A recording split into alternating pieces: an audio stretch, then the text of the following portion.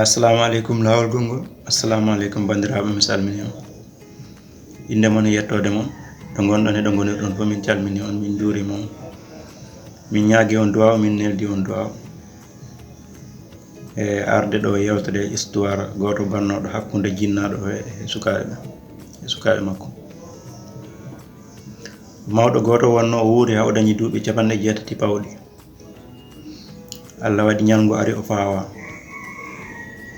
o leeli pawgal ngal tampinimo, o huuli o anda so immoto e pawgal he. O noddi afo makko gorko ko sukaɓe tato Allah hokkimo, o wimo ko on tatoɗo en.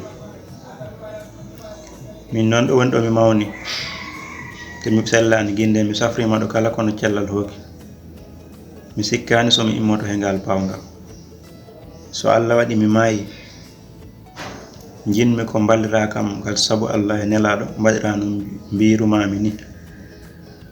Miɗa acci jawdi ha heewi, nayi he, pucci he, baali he fof. Miɗa jogi maccuɓe tato e galle he,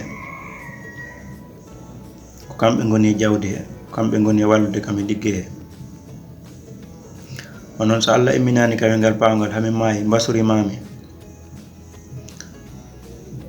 ko caggal nde moftuɗon kam ha mbaɗɗon ko waɗɗi koye amon fof. Ñande fof waɗgol miras foti,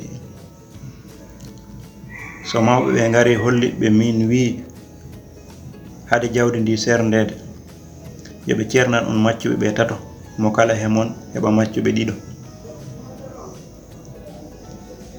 Sukaɓe koɓe tato, maccuɓe koɓe tato. Maccuɓe tato holno cerdirante sukaɓe tato, mo kala e maɓɓe daña ɗiɗo.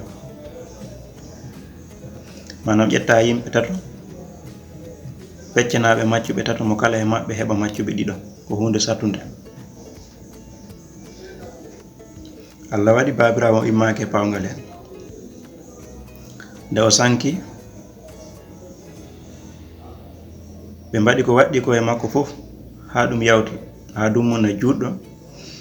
Mawɓe ɓe jewti, ɓe mbi wonde no julɗo so maayi ko foti no acci jawdi e sukaɓe, foti ko waɗede miras, mo kala heɓa bangge mum e jawdi.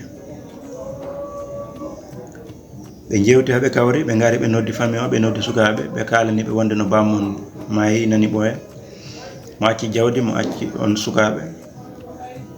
Jawdi ndi ko fondi waɗede miras, goto kala e mon heɓa ko foti ko ronde. Ko ɗum wonata jam makko toon to woni to, ko ɗum wonata jam mon onon ɗo ne wonɓe ɗo. Ne ɓe kaali haɓe pari, ɓiɗɗo afo o wi wonde no haade bamma makko maayde, bamma makko wasurinoma mama, so tawi o immake ngal pawgal o maayi, jawdi ndi wata ndi waɗe miras, sona min ji ceerno kulɗo Allah bawɗo min serdande maccuɓe tato, mo kala amen heɓa maccuɓe ɗiɗo, walla mawɗo gando bawɗo min serdande maccuɓe tato, mo kala amen heɓa maccuɓe ɗiɗo, walla jiiliɗo ganduɗo walla jiiɗo ko wayi ni serdana min maccuɓe tato, mo kala amen heɓa ɗiɗo. Fek min ji'ani ɗum ɗo wata min jaɓ jawdi ndi sernde.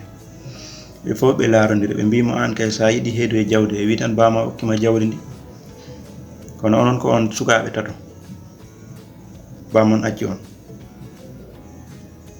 Bamon jogi ko maccuɓe tato, holno maccuɓe tato ɓe peccirante onon ɗiɗo, onon tato, mo kala e man heɓa ɗiɗo. Maccuɓe tato holno peccirtante yimɓe tato, mo kala e maɓɓe heɓa yimɓe ɗiɗo. Ɗum ɗon kay wawa wonde, wi tan bamma wi hokkima jawdi ndi, sa yiɗi heedude e jawdi he. Kono wata haalan min ɗo ko min meeɗa nande, gil min ɓangi wadde miras, min meeɗa nande kaɗo haala, o wi ko ɗum bamma ko wasirnomo. Te bamma koye hunde fof fek min ji'ani ɗum ɗo, bawɗo min waɗande ɗum ɗo, wata hunde fof tak min cernda jawdi ndi. Joni noon bandiraɓe sehilaɓe, onon mi lamdo on, holno yimɓe tato peccata maccuɓe tato, mo kala e maɓɓe heɓa maccuɓe ɗiɗo. Ko hunde wawde wonde walla ko hunde wawa wonde. Poten ɗo hande he premier épisode, après janggo e jaam garto en épisode goɗɗo. Ɗum noon miijoɗe ko on joomen hakkillaji, walla so tawi no wawi wonde ne kaalon holno wonirta. kala ganduɗo ɗo ɗum waɗi e walla jiiɗo ɗum walla meɗɗo nande ko wayi noon walla bawɗo ɗum serndude yo waɗan message e o numéro gonɗo ɗo haalana kam holno ɗum wonirta e holno ɗum woni holɗo ɗum meeɗi ɗum yiide walla hoɗo meeɗi ɗum nande ndako minne mi faama ndako heddiɓe ɓene ɓe ganda ɓe ganda ɗum noon on calminama on juurama. Assalamu aleykum wa rahmatullahi taala wa barakatuh.